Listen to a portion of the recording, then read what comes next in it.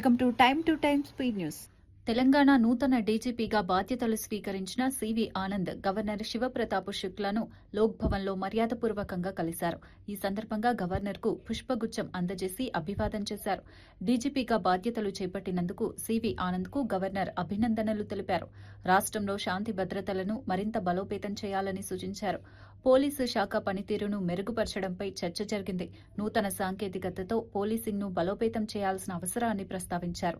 ప్రజల భద్రతే ప్రథమ కర్తవ్యమని పేర్కొన్నారు. ఈ సమావేశంలో రాష్ట్ర భద్రతా పరిస్థితులపై సంక్లిప్త సమీక్ష కూడా జరిగినట్లు సమాచారం. భవిష్యత్తు కార్యాచరణపై కూడా చర్చించారని అధికారులు తెలిపారు. ఈ భేటీ సానుకూల వాతావరణంలో ముగిసింది.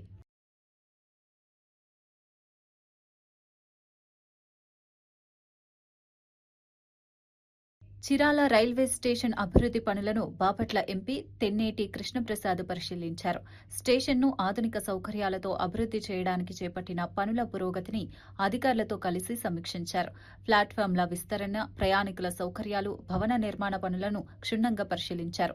గత పర్యటనతో పోలిస్తే పనుల వేగాన్ని అంచనా వేసి మరింత వేగవంతం చేయాలని సూచించారు. నిర్ణీత గడువులోగా పనులు పూర్తి చేయాలని రైల్వే అధికారులను ఆదేశించారు. ప్రయాణికులకు మెరుగైన సౌకర్యాలు అందించడమే లక్ష్యమని తెలిపారు. అభివృద్ది పనుల్లో నాణ్యత విషయంలో ఎలాంటి రాజీ ఉండకూడదని స్పష్టం చేశారు. స్టేషన్ అభివృద్దితో ప్రాంతీయ రవాణా సౌకర్యాలు మెరుగుపడతాయని పేర్కొన్నారు. బెడ్ కూడా ఏర్పాటు చేసేసాం. బెడ్ కూడా రేపు వేస్తారు, రేపు కానీ ఎల్లుండి కానీ వేస్తారు. వర్క్ స్టార్ట్ అవుతుంది. త్వరలో మనకి ఎస్కలేటరు అండ్ ఫుట్ ఓవర్ బ్రిడ్జ్ పోవడానికి ర్యాంప్ వస్తుంది. ఇప్పుడు ఉన్న ర్యాంప్ కూడా బాగాలేదు, స్టెప్స్ ఎగుడు దిగుడుగా ఉన్నాయి. దాన్ని కూడా కరెక్షన్ చేసే అవసరం ఉంది.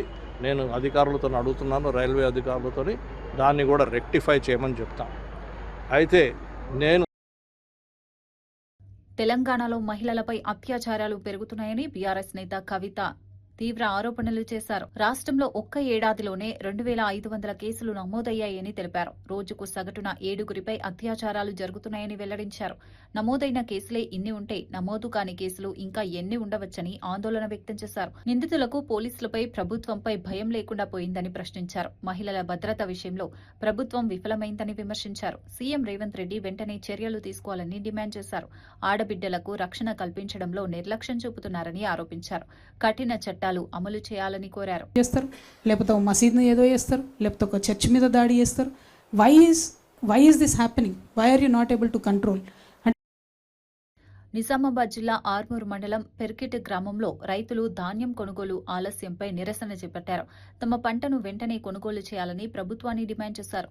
కొనుగోలు కేంద్రాల్లో కార్మికుల కొరత వల్ల మరింత ఆలస్యం జరుగుతోందని తెలిపారు. ధాన్యానికి కోతలు లేకుండా సక్రమంగా సేకరణ చేయాలని కోరారు.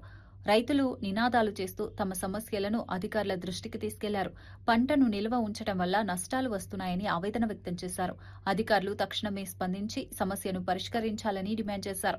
రైతుల సమస్యను పరిష్కరించకపోతే ఆందోళనలు మరింత ఉధృతమవుతాయని హెచ్చరించారు. క్వింటాల్ బస్తా పెరిగేట్ సొసైటీ పరిధిలో ఇవ్వలేదు. ఇదే ఆర్మూర్ గడ్డ మీద ఆనాడు పీసీసీ అధ్యక్షుడిగా వచ్చి నేను బోనస్ వైరకి పంటకు 500 ఇస్తానని ప్రకటించారు. ఇవాళ ఉన్న పంటకు మద్దతు ధరతో కొనమన్నా కానీ ఇవాళ కొనే పరిస్థితి లేదు, రైతును ఆదుకునే పరిస్థితి లేదు. ఇప్పటికైనా స్పందించి స్థానిక నాయకులు గాని స్థానిక అధికారులు గాని ధాన్యం లేపాలని మేము ఆ పెరిగిన రైతులు డిమాండ్ చేస్తున్నాం. ఒకవేళ ఇలా స్పందించకపోతే ఇంకో 4 రోజుల తర్వాత హైవేనే దిగ్బంధం చేస్తాం. గతంలో ఇప్పుడు కోతలు చాలా పెద్ద ఎత్తున జరిగినాయి. రోడ్లపైన ఎక్కడెక్కడ ధాన్యం కుప్పలు పోవడం జరిగింది. ఈ అకాల వర్షాలు పడి రైతులు నానా విధాలుగా నష్టపోతా ఉన్నారు. ఇప్పటికైనా అధికారులు కళ్ళు తెరిచి దీని మీద ఒక దృష్టి సారించి వెంటనే లారీలను పంపించి తూకాలు వేయించి రైతులను తత్వరమే వారికి న్యాయం జరిగేలా చూడాలని చెప్పేసి కోరుతా ఉన్నాం. ఇప్పటి వరకు ఒక్క కుప్ప జోకింది లేదు.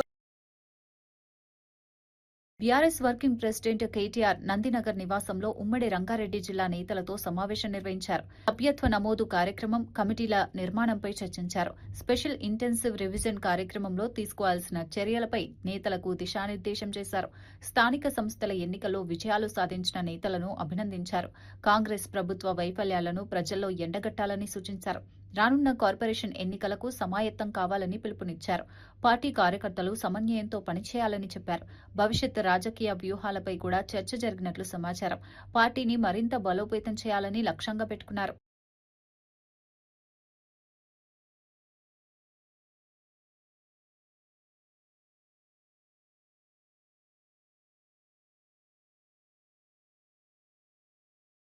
ఆంధ్రప్రదేశ్లో గ్రామాల పారిశుధ్యాన్ని మెరుగుపరిచేందుకు ఉప ముఖ్యమంత్రి పవన్ కళ్యాణ్ ప్రారంభించిన స్వచ్ఛ రథాల విశేష ఫలితాలిస్తున్నాయి. చెత్త సేకరణను శాస్త్రీయంగా నిర్వహిస్తూ గ్రామాలను పరిశుభ్రంగా ఉంచడంలో ఈ వాహనాలు కీలక పాత్ర పోషిస్తున్నాయి.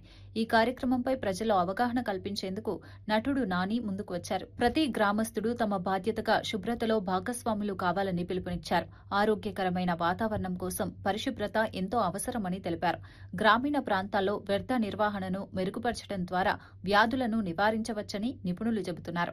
ఈ కార్యక్రమంతో గ్రామాల రూపురేఖలు మారుతున్నాయని అధికారులు పేర్కొన్నారు. అండ్ ఇన్ జనరల్ గ్రూప్స్లో కానీ ఫ్రెండ్స్తో కానీ ఇరాన్ అమెరికా మధ్య ఉద్రిక్తతలు మరింత పెరుగుతున్నాయి. ఇరాన్ చమురు నౌకను అమెరికా నౌకాదళం స్వాధీనం చేసుకోవడం అంతర్జాతీయంగా చర్చనీయాంశమైంది. ఈ ఘటనపై అమెరికా అధ్యక్షుడు డొనాల్డ్ ట్రంప్ స్పందిస్తూ ఆసక్తికర వ్యాఖ్యలు చేశారు. ఈ చర్యను సముద్రపు దొంగల చర్యలతో పోల్చినప్పటికీ దీనివల్ల అమెరికాకు ఆర్థిక లాభం కలిగిందని పేర్కొన్నారు. ఈ పరిణామం రెండు దేశాల మధ్య ఉద్రిక్తతలను మరింత పెంచే అవకాశముందని విశ్లేషకులు భావిస్తున్నారు. సముద్ర మార్గాల్లో భద్రత, చమురు సరఫరాపై ప్రభావం చూపే అవకాశముందని చెబుతున్నారు. అంతర్జాతీయ రాజకీయాల్లో ఈ అంశం కీలకంగా మారింది. పరిస్థితులు ఎలా మారుతాయన్న దానిపై ప్రపంచ దేశాలు దృష్టి సారిస్తున్నాయి.